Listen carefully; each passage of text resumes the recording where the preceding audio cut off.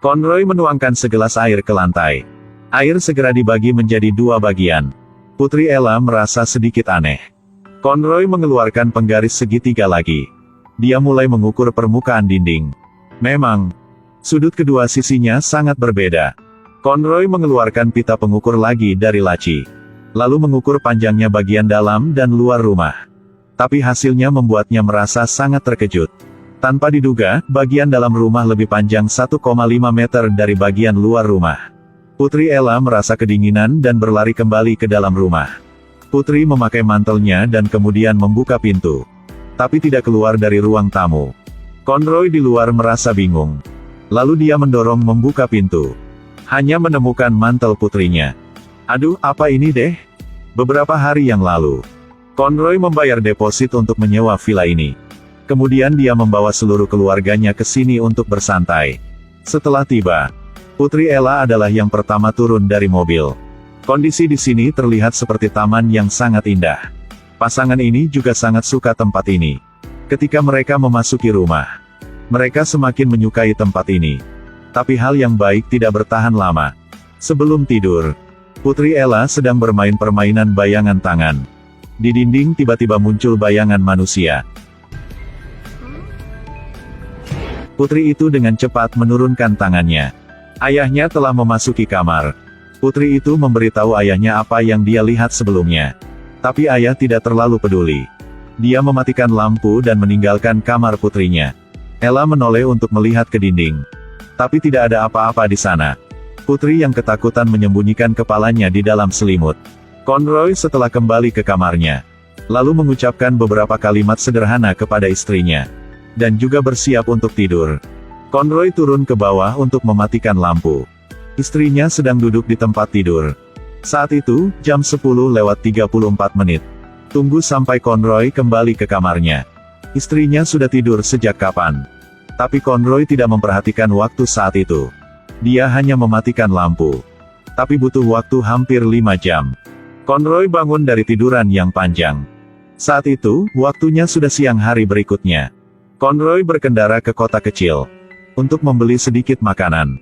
Pemilik toko dengan aneh bertanya padanya, "Kamu tinggal di atas sana?" "Oh ya. Apakah sesuatu yang aneh terjadi?" Conroy merasa sangat aneh. Sebelum dia pergi dari sini, pemilik toko mengeluarkan penggaris segitiga, lalu berikan kepada Conroy.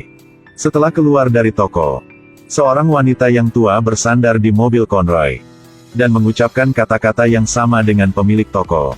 Conroy merasa aneh lagi. Tunggu sampai dia kembali ke rumah.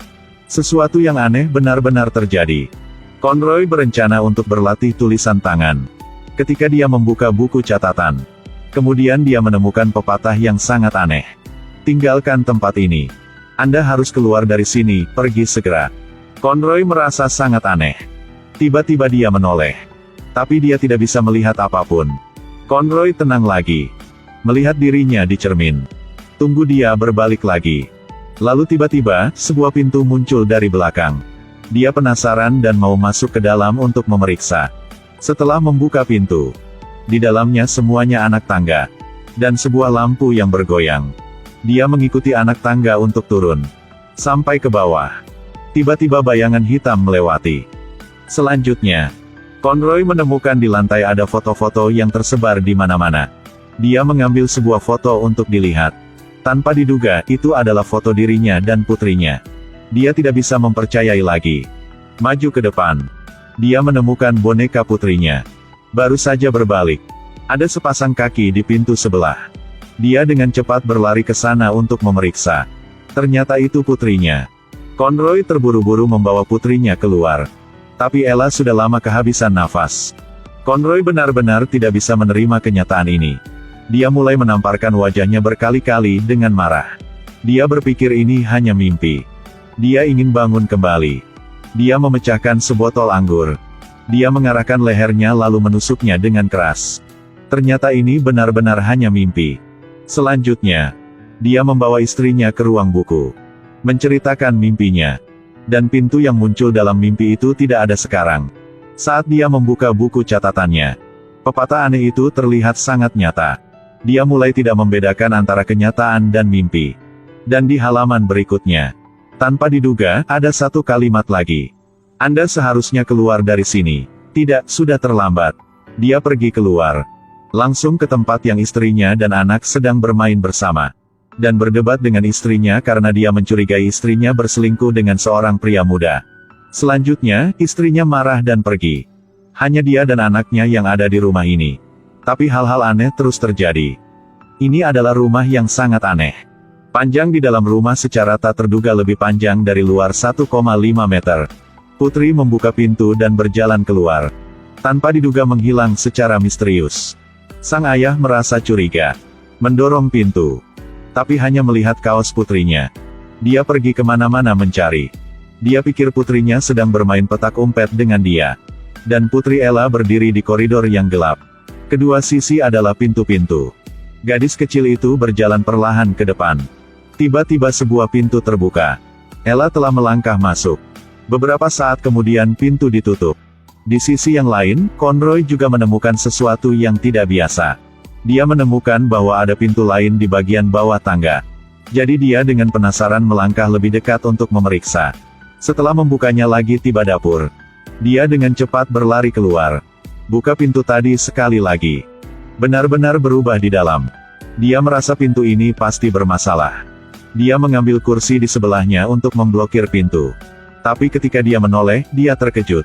Tanpa diduga, koridor yang sangat panjang muncul. Dia mendorong membuka pintu dan melangkah masuk. Tiba-tiba datang ke ruang belajar. Dan di rak buku sekarang. Sekali lagi, sebuah pintu yang sebelumnya tidak pernah muncul. Dia langsung melangkah masuk. Di dalam sangat gelap. Setelah menyalakan lampu. Itu masih lorong yang tadi. Saat ini, pintu tiba-tiba tertutup. Di tempat yang lain, Putri Ella berjalan menuju sebuah bak mandi. Sepertinya ada seorang wanita di dalam. Rambut hitam panjang dan jari kaki berjamur. Ella membuka mulutnya untuk berbicara dengannya. I'm good, how are you? Content is... Conroy mendengar teriakan putrinya. Jadi dia mulai melihat melalui setiap pintu. Ada pintu yang tidak bisa dibuka. Dia menggunakan semua kekuatannya untuk masuk. Masih belum bisa buka. Dia menendang keras lagi dengan kakinya dan akhirnya membukanya. Kursi di luar pintu ditendang. Ketika dia melihat putrinya yang duduk di tangga sama sekali tidak terluka. Dia akhirnya merasa nyaman. Tapi dia tidak tahu bahwa pintu yang baru saja dia tendang. Ini adalah pintu yang secara pribadi dia blokir tadi. Mereka akhirnya menyadari keanehan di dalam rumah ini. Kemudian mereka berdua memutuskan untuk pergi. Conroy menelepon istrinya tetapi telepon istrinya tidak aktif. Mereka cuma bisa berjalan kali keluar dari sini. Tapi jarak yang harus mereka tempuh lebih dari 10 km. Baru keluar rumah. Ella menoleh untuk melihat. Kemudian menemukan bayangan seorang pria di dalam rumah. Putri kecil berbicara dengan ayahnya. Conroy juga mencoba menoleh dan melihat sosok manusia yang sama. Dia dengan cepat mengambil putrinya dalam pelukannya dan berlari secepat yang dia bisa. Tapi di malam yang dingin begini, mereka tidak bisa bertahan lama. Kemungkinan besar mereka akan mati karena kedinginan. Sangat cepat. Mereka merasa kakinya mulai mati rasa. Setelah pergi begitu lama, Conroy akhirnya melihat harapan. Tapi setelah mendekat, lalu matanya tiba-tiba berubah ketakutan. Karena mereka udah kembali ke rumah aneh itu. Putri Ella merasa ada hal yang tidak biasa. Karena setelah mereka meninggalkan rumah, selalu pergi secara lurus ke depan. Bagaimana mereka bisa kembali ke titik awal? Sangat jelas bahwa mereka tidak bisa keluar dari sini lagi. Putri Ella tidak berani memasuki rumah itu lagi. Tapi di luar, kedinginan merembes ke tulangnya. Mereka harus kembali ke dalam rumah. Jika tidak, akan sangat sulit bagi mereka untuk melewati malam ini untuk bertahan hidup. Setelah masuk rumah lagi, mereka memutuskan untuk menginap malam terakhir di sini. Akan pulang lebih awal besok pagi. Tapi mereka sudah pikir terlalu sederhana. Tunggu mereka bersiap-siap untuk tidur. Tiba-tiba seberkas cahaya melintas. Conroy menemukan sesuatu yang tidak biasa. Dia pergi ke kamar mandi untuk memeriksa. Pintu tiba-tiba tertutup. Conroy dengan cepat mendorong pintu hingga terbuka. Tapi melangkah ke dalam kegelapan. Saat ini, sebuah bak mandi muncul di depannya. Conroy perlahan berjalan ke sana. Tiba-tiba, dia dicengkeram oleh sepasang tangan. Dan menekannya ke lantai lagi. Conroy berjuang untuk melarikan diri dengan seluruh kekuatannya. Dan kemudian orang itu tiba-tiba menghilang. Dia tidak punya waktu untuk berpikir terlalu banyak. Buru-buru berlari mencari putrinya. Dia pergi ke ruang cuci. Dan melihat fotonya yang sedang tidur di samping putrinya. Dalam hatinya, dia merasa takut. Buru-buru mendorong pintu tetapi dia langsung terpana.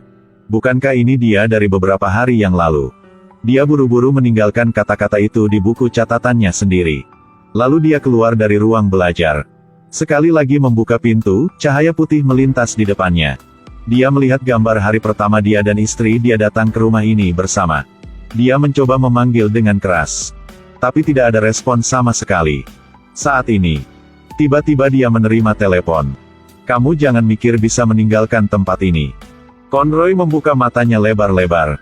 Dia terus-menerus bola-balik antara ruang masa lalu dan kenyataan. Jam juga bergerak dengan kecepatan sangat cepat. Dia mencoba menaiki tangga. Tiba-tiba datang ke sebuah kamar. Di depannya muncul seorang yang tua. Conroy mengambil tongkat dari tangannya. Dan terus memukulnya. Bayangan putrinya muncul di dinding. Tapi tidak tahu di mana dia. Orang yang tua itu melepas topinya. Tanpa diduga memiliki wajah yang persis seperti Conroy. Dia benar-benar gak paham lagi. Siapa aku, di mana aku? Orang yang tua itu meninggalkan sebuah kalimat dan menghilang. Untungnya, putrinya muncul tepat waktu. Bantu dia menghilangkan rasa takut. Sepertinya dia ingin mengatakan sesuatu kepada putrinya. Tetapi pada akhirnya, dia hanya memeluknya dengan erat.